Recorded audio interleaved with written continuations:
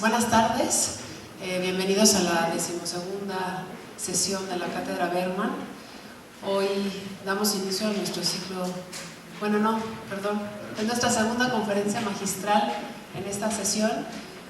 Vamos a dar inicio a la conferencia La naturaleza polimórfica del mundo o el derecho lúdico a inventar otros mundos.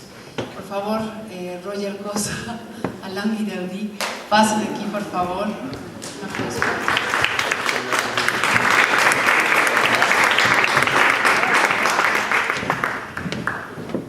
Alain Guiraudí, como ustedes saben, es guionista, actor y director francés, quien fue galardonado este año por su película El extraño lago en Cannes, en la sección Una cierta mirada hacia un Turber. No lo puedo decir en francés, lo siento, es fatal en francés. Y Roger Cosa, crítico que colabora en La Voz Interior de Córdoba, programador de la sección vitrina del Festival Internacional de Hamburgo y por supuesto programador de FICUNAM. Los vamos a dejar con ellos para dar inicio a esta charla, a esta conversación.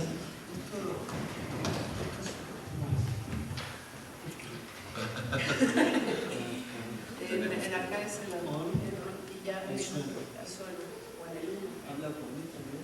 ¿No?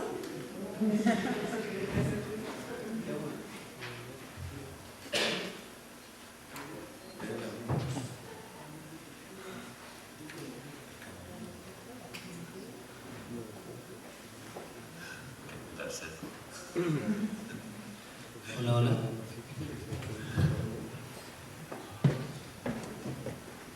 Bueno, muy buenas tardes. Muchas gracias por estar en este espacio del festival que viene, es algo que organizamos juntos con la Cátedra Bergman. La Cátedra Bergman ha facilitado tener probablemente los directores más importantes que están filmando en el cine contemporáneo recientemente. Han pasado por aquí Mirbayev, Peleshian, Chantal Akerman y ahora Alain Guiraudí y muchos más, ocurren estos. Y la verdad es que yo tengo el privilegio de ser extranjero y poder entender la maravilla que pueda darse este tipo de encuentro. Es el sueño de cualquier cinéfilo poder estar con estas personas que hacen a la historia del cine y que hacen que el cine contemporáneo tenga sentido.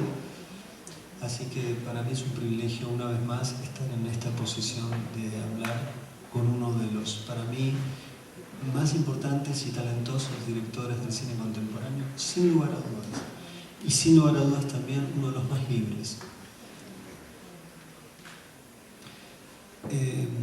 Creo que fue con Mirbayev que supuestamente, o quizás no lo sé, pero fui criticado por el Twitter de que había hablado en demasía. Entonces, para evitar críticas, que no obstante las voy a tener igual, pensé reducir un poco el tiempo de exposición, que sea muy breve, y trabajar en otro método de exploración sobre la obra de Alain, que es ver algunos fragmentos. Probablemente no todos los que están sentados hayan visto ya toda la filmografía, prácticamente está todo aquí en FICUNAM. Entonces la idea es ir trabajando con algunos fragmentos y a partir de esos fragmentos inteligir algunos tópicos, algunos signos que se repiten a lo largo de su obra. Este es el plan de trabajo. Entonces yo voy a ser muy breve, una exposición muy pero muy breve de mi parte, ahora diciendo 2 o 3 cosas nada más, y a partir de ahí empezamos a ver, preguntar, dialogar y posteriormente, como debe ser, tendremos un diálogo también con ustedes, o abrir, mejor dicho, ustedes con Alain. El título suena muy raro, casi está mal, no estoy casi de acuerdo con ustedes, pero sospecho. La naturaleza, la tengo que leer porque me lo olvido, imagínense, la naturaleza polimórfica del mundo o el derecho a inventar otros mundos. casi que parece una especie de tesis matemática, o algo que tendrá que ver con el cine. Sin embargo, hay algo, cuando uno se enfrenta a las películas de Alain Guiraudí, lo que inmediatamente empieza a constatar es que la realidad no es un lugar de anclaje, sino que es un lugar de estar y con una posibilidad enorme de que la imaginación se libere para transformar eventualmente lo real. Al menos desde el orden de lo simbólico, desde el orden del cine, probablemente no estrictamente en la materialidad misma de las prácticas sociales, pero sin lugar a dudas hay algo que cuando uno confronta con las películas de él, todas, diría, casi sin excepción, inmediatamente uno tiene la percepción de que los modos de pensar el mundo, sus reglas, los vínculos podrían ser mucho más plásticos, libres de lo que son. Esto es algo que se constata constantemente y mi idea es probarlo a través de las propias imágenes. Después veremos si es verdad o no, según él. Pero al menos las imágenes dan la impresión, los planos que he elegido, de que esta hipótesis es bastante probable. Al decir que es polimórfica, es precisamente esta la idea. Hay muchas posibilidades a través de las películas de él de entender cómo podría ser el mundo. De pronto, los personajes saltan de un tiempo a otro, no hay aviso, no hay una regla que indique estamos en el pasado, estamos en el presente. De pronto, la sexualidad es polimórfica. Creo que hay un gran malentendido respecto de, sobre todo con la última película, El desconocido del lago, El extraño del lago. En español hay dos traducciones al respecto, según donde se estrene, que es como si hubiera sido una película vinculada al cine queer.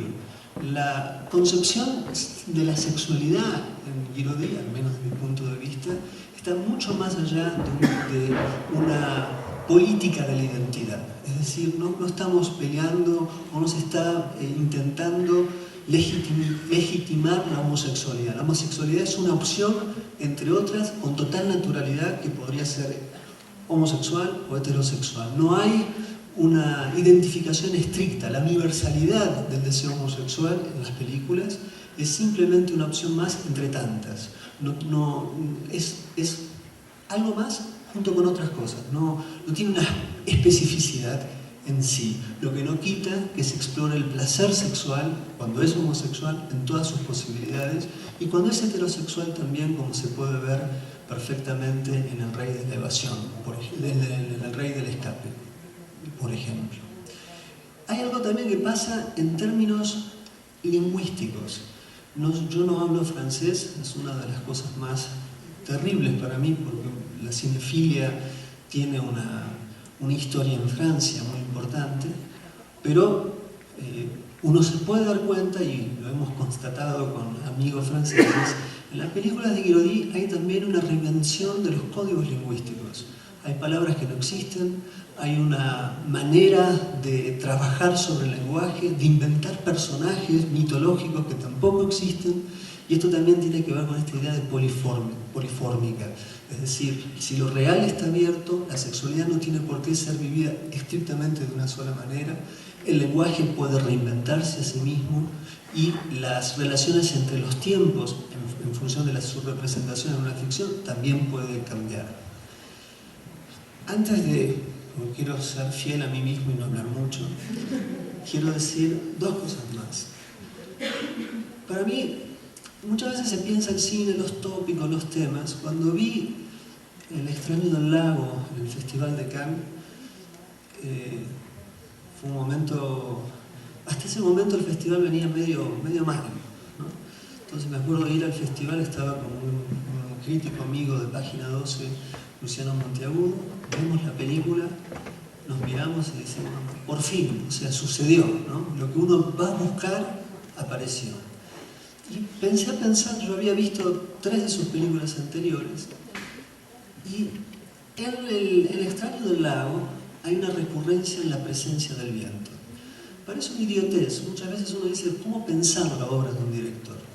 Sin embargo, creo que en este director el viento cumple una función mucho más que una cuestión atmosférica. es una presencia que define en cierta medida la puesta en escena. Y mi constatación de esto, por un lado, lo voy a citar a él en menos de un segundo, dice así: estaban hablando a propósito de Inconnu de Lac. La otra cosa, cito, la otra cosa que es interesante en esa zona de Provenza, además de que siempre está soleado, es que es la más ventosa. Me gusta contar con el viento como elemento. También contribuye a la sensualidad del film. Esta es una declaración de él reciente a propósito del Extraño del Lago. Y me pareció que esto un poco era el indicio, ¿no? Hay una cosa muy bella que dice Bresson, que es traducir el viento invisible por el agua que se esculpe a su paso, como si ahí hubiera una suerte de cifra de lo que es el cine, y que en ese viento, en esa declaración de él, había algo que para mí funcionaba como la clave del cine de Guiraudí, que tenía que ver con la puesta en escena fundamentalmente. No hice el conteo, porque no me dio el tiempo, pero quería sumar todos los minutos de todas las películas de él para constatar cuánto de sus películas transcurren al aire libre y cuánto de sus películas transcurren en lugares cerrados. En las películas de Guiraudí, el espacio, lo abierto, es en algún sentido la organización estricta de la puesta en escena. Y en ese espacio que está abierto, permite entonces una reinvención del mundo, de los deseos, del lenguaje y de la sexualidad, y de muchas cosas más. Entonces esta es la introducción que tengo para hacer. No, por favor. Y lo que me gustaría ahora es jugar un poco con esto. El primer fragmento que vamos a ver es el final, literalmente, de Llegó el momento, una película del 2005, que recomiendo profundamente que la vean. Entonces vamos a ver eso.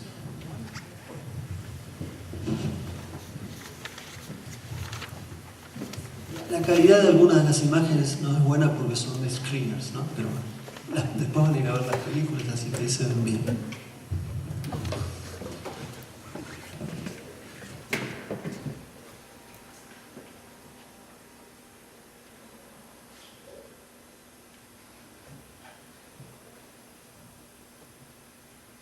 Je venais souvent ici.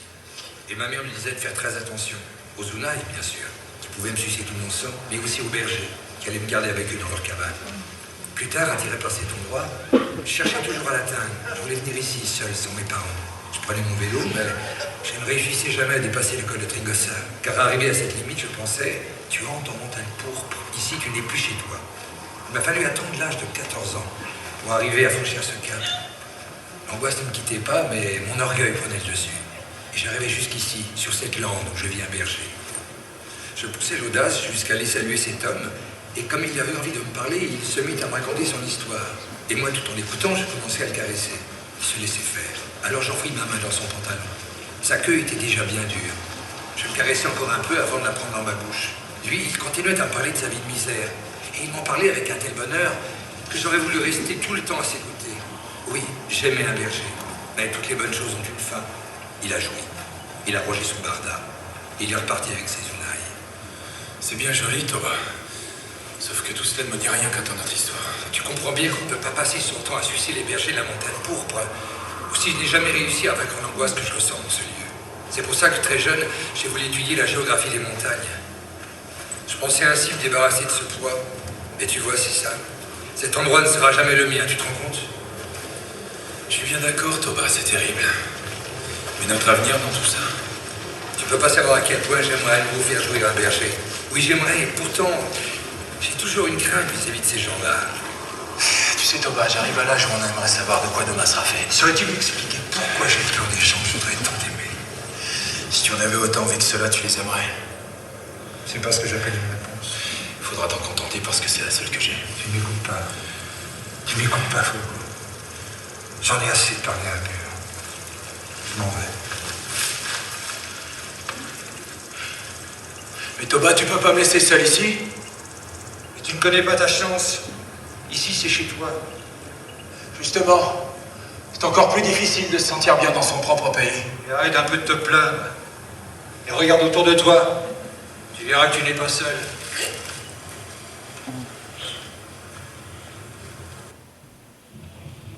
Ahí la película termina, literalmente. Pongámosle pausa, por favor. Dos cosas y preguntarte algo. En principio, los dos personajes que hablan no los vemos, de pronto aparecen, hay un trabajo para mí notable del fuera de campo, y junto con esto el viento se escucha, no sé si lo podían llegar a percibir, pero una presencia sonora poderosa. Muchas veces el viento está en las películas a partir de los árboles, a partir de la vegetación, y en este caso aparecía más desde el punto de vista de la presencia sonora. Pero me gustaría preguntarte, ¿cómo ves lo que te estoy diciendo por un lado? Segundo, ¿por qué tenés, desde tu perspectiva naturalmente, por qué tus películas transcurren al aire libre prácticamente? Y además son los lugares donde vos vivís, donde de algún modo, donde vos tiene que ver con la zona donde vos has crecido, no, sos una persona del sur. Entonces, ¿qué tiene que ver esto con tus películas? Porque es notable, se duerme generalmente en los bosques. Estar al aire libre es una condición de tus películas. Bon, j'ai pas eu le temps de dire... Excusez-moi. J'ai pas encore eu le temps de dire bonjour au public, donc je vous dis bonjour, buenas tardes.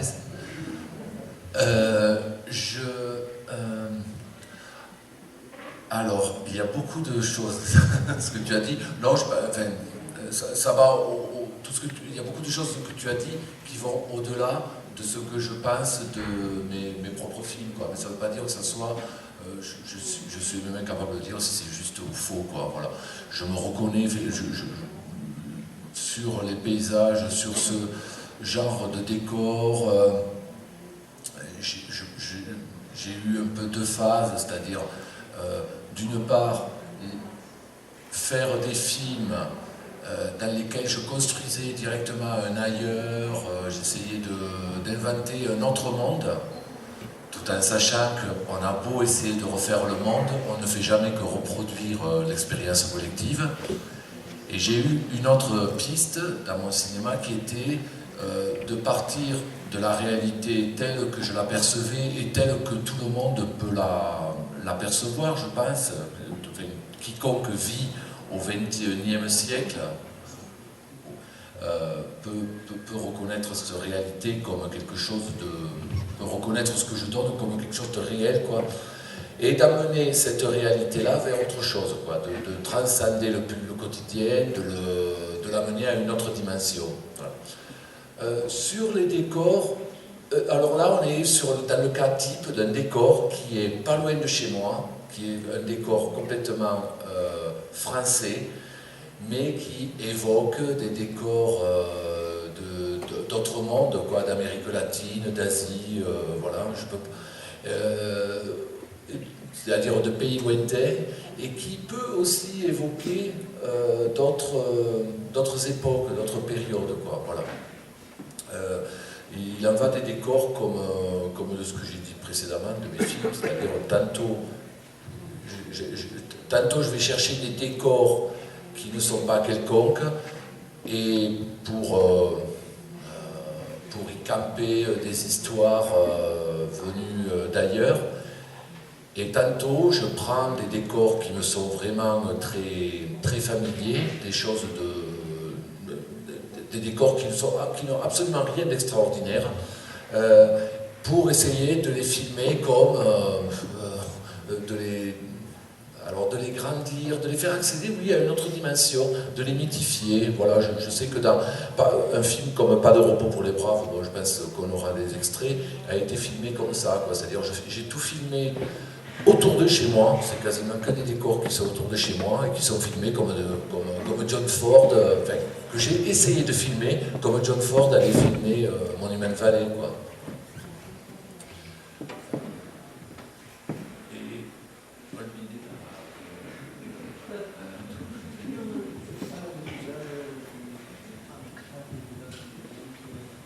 Et le vin, ah non, mais oui, le vin, alors le vin, tu as raison, c'est important. Mais le vin et les éléments. Alors, je pense qu'il y a une chose assez fondamentale chez moi, c'est que je me suis construit cinématographiquement dans les années 90, au sein d'un cinéma français que je trouvais très petit bourgeois, très parisien, qui filme, les histoires se passaient toujours, enfin, c'était à Paris, et en même temps, vous ne voyez pas Paris, c'était toujours entre quatre murs, dans des appartements, et des histoires, mais d'une banalité affligeante. Et j'avais envie, moi, de sortir j'avais envie de dégager les horizons. Je voulais des horizons nouveaux, j'avais envie d'aller filmer la campagne, j'avais envie d'aller filmer ailleurs, d'inventer un ailleurs qui n'était pas spécialement très loin de chez moi. Mais en tout cas, de rompre avec ce cinéma urbain et petit bourgeois. Ça a été la première chose. Puis la deuxième chose, je pense que c'est un goût enfin, je suis né à la campagne, je suis un fils de paysan, et je pense qu'il y a un vrai goût chez moi pour la nature. Il y a un vrai goût pour la nature aussi, dans le sens où je trouve que c'est quelque chose qui fait rêver, quoi, la nature. Et Flaubert parlait aussi de ça, quoi. Il disait ce qu'il y a de plus beau, ce qu'il y a de plus noble en matière artistique, c'est pas de faire rire ou de faire pleurer, c'est d'agir à la façon de la nature, c'est de faire rêver. Et j'aime beaucoup cette idée-là. Et puis la troisième chose, en fait il y a même quatre choses. La troisième chose a à voir avec la sensualité, et que ce soit de la sensualité de tous les jours, que ce soit même dans le sexe, il y a quelque chose qui me... J'ai toujours préféré filmer finalement des arbres, du vent dans les arbres, de l'eau, que des chambres à coucher, des cuisines ou des murs, quoi, voilà. Et avec ça, j'ai oublié la quatrième chose. Il y avait une quatrième chose qui était pourtant très très importante, voilà, pour la nature. Et puis oui, alors ça a à voir avec la nature, mais la quatrième chose, ça a à voir aussi avec l'idée de l'espace public, c'est-à-dire de mettre les gens dans un endroit, souvent unique, mais pas forcément, mais un endroit où ils ne sont pas, qui est assez extraordinaire pour eux, qui n'est pas forcément familier, et un endroit où ils se retrouvent, un terrain neutre qui n'est pas leur maison, qui n'a rien à voir avec leur quotidien. Et j'ai l'impression que ça m'a toujours aidé à faire accéder mes histoires. Alors, donc j'ai toujours pensé que ça pouvait m'aider à faire accéder mes histoires à une autre dimension, à une dimension mythique. Et je pense que c'est ce qui se produit notamment dans L'Inconnu du lac, ou dans Du soleil pour les gueux, dans les films où je suis vraiment resté à un endroit et où tout se passe devant nous, à cet endroit, à l'air libre, dans quelque chose de très très simple, dans une abstraction totale, enfin pas totale, mais une abstraction. Il y a la terre, le ciel et des hommes qui sont là comme des figures, comme des exemples presque. Voilà.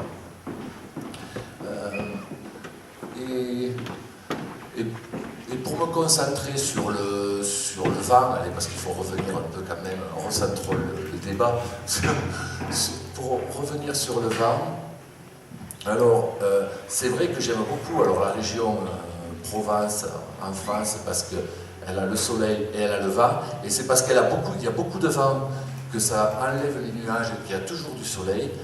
Et je trouve que ça fait... Et puis en plus c'est un vent généralement très très violent, qui complique énormément la prise de son, qui complique le travail des électriciens même, qui complique le travail, même la caméra. On a tourné des plans, je pense que là, par exemple, c'est un plan sur lequel on protégeait la caméra pour qu'elle ne tremble pas, quoi. Voilà. Il faut attacher les chapeaux sur les têtes, enfin, c'est toujours quelque chose de très compliqué, et je trouve que c'est toujours très très beau visuellement, le vent. Évidemment, c'est toujours très très beau au niveau du son, quoi, mais même visuellement, c'est quelque chose de très... ouais, c'est plus que sensuel, quoi. C'est tout un monde qui débarque avec le vent, je trouve, quoi. C'est tout un monde, c'est toute une musique, quoi, en fait. J'ai fait ça sur L'Inconnu du lac, beaucoup, mais je me rappelle, on avait déjà dit ça sur Du soleil pour les gueux, qui était un film fait avec très peu de moyens, et où je m'étais dit, la musique du film, ça sera le vent, quoi, voilà, ça sera... Et on était sur un endroit où il y avait beaucoup de vent. Bon, c'était...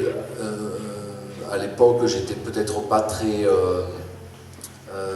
je tenais peut-être pas tout à fait bon sur mes principes, quelquefois, parce qu'on a rajouté beaucoup d'autres vents, quoi, notamment des vents qui avaient on a un peu triché, quoi. Des vents qui avaient été, dont la prise de son avait été prise en Mongolie, quoi, voilà, alors qu'on était quand même assez loin de la Mongolie. Mais je sais qu'on s'était dit, voilà, on va composer, voilà, soyons ambitieux, on va composer une symphonie à base de vent. Et voilà, j'ai fini sur le vent. Lo que vamos a ver es un fragmento de No hay descanso para los valientes.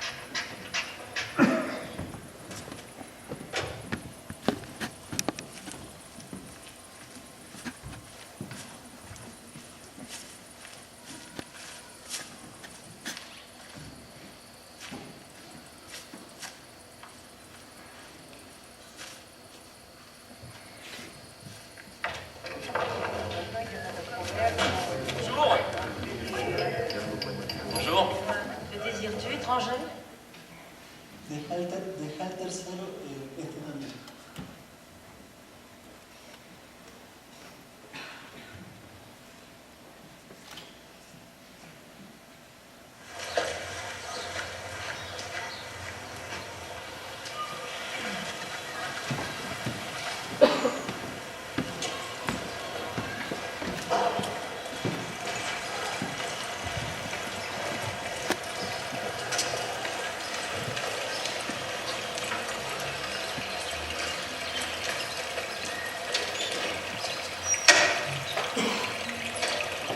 Ça va rien. Oh! Dis donc, vous êtes de plus en plus rapide. J'ai pas pu récupérer la totalité, les bandits se sont enfuis en emportant le reste avec eux. Quel bandit? Mais je les connaissais pas, des nouveaux sans doute. Ouais, vous voulez dire que vous êtes bien servi au passage? Je vais quand même pas compléter le magot de ma poche. Je vous rapporte 350 000 crobans, c'est tout ce que j'ai pu récupérer. Oui, à ce petit jeu, vous gagnerez toujours. Et vous avez de la chance, je vous aime bien. Voilà les 10 000 premiers. Je Je me répète peut-être, mais si vous offrez 20 000 cromans pour 400 000, il me semble injuste que vous n'en offriez que 10 000 pour 350 000. Vous n'encouragez guère les guerriers à apporter le butin complet. Et en 20 ans de métier, je n'ai toujours pas trouvé la solution pour récupérer un butin complet. Alors, prenez votre prime et estimez-vous heureux. Vous n'avez qu'à les mettre sur mon compte. Bon, descendons au guichet. Oui, bonjour, est-ce que je pourrais parler à monsieur le directeur? Non, je rappellerai. Au revoir.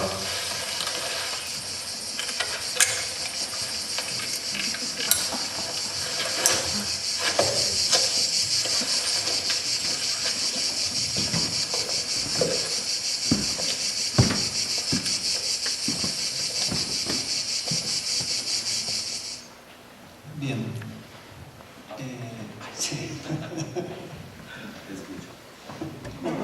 Ahí, digamos, lo que es muy claro son estas transiciones que vos de pronto haces estas películas. Primero, el avión nunca despega, va, digamos, nunca, es genial. Y de pronto da la impresión de que no hay nadie y se entra a otro mundo. En el caso de Llegó el momento, estamos ante una situación, en general el relato parece estar en un mundo medieval y de pronto vemos a este hombre que llega y está en un mundo que tiene bastante indicaciones que estamos en nuestro tiempo, y estos órdenes de discontinuidad en el tiempo en tus películas se mueven así con una absoluta libertad. Después, bueno, el caso del teléfono es genial, no meten en un árbol, no es un celular precisamente, no es un teléfono de estos.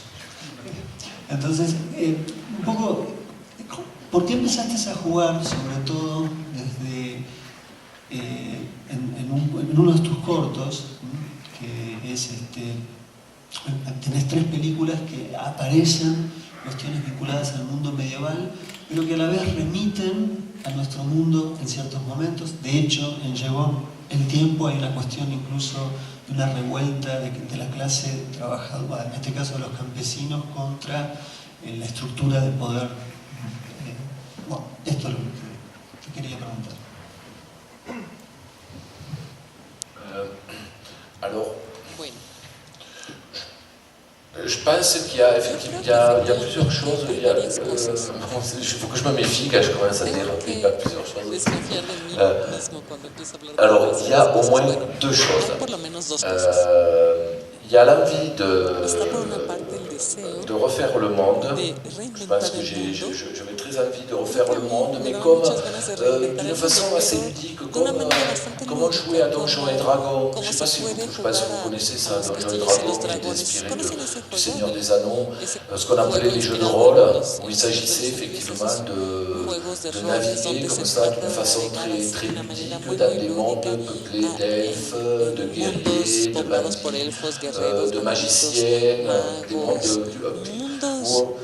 qui étaient plus du domaine de l'héroïne fantasy, quoi. Mais dans lesquels on était quand même liés à des choses très... on était dans une aventure comme ça avec tout ce monde-là, mais on était aussi liés à des choses, des contingences du quotidien qui sont que faut manger, faut donc trouver de la nourriture. Si on ne trouve pas la nourriture elle-même, il faut trouver de l'argent, il faut trouver notre monde. Je pense qu'il y a ces 2 côtés chez moi, c'est-à-dire à la fois une envie d'aventure et puis un grand attachement, un fort attachement au quotidien, quoi, qui fait notre vie de tous les jours. Donc ça c'était très important. Là, je crois que j'étais aussi, finalement, le cinéma qui m'a fait aimer le cinéma, moi, c'est pas Dreyer, c'est pas Robert Bresson, c'est plutôt le western, et je me fichais de savoir si le western était réalisé par John Ford, Henry Hathaway ou un illustre inconnu.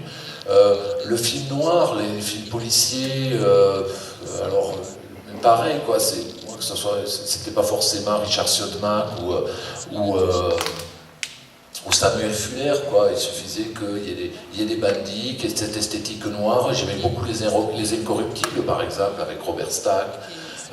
C'est plus ça, le film de KPDP aussi, les films... Zorro, on est au pays de Zorro, quoi. Faut que je parle de Zorro, quand même. C'était des choses comme ça qui ont été importantes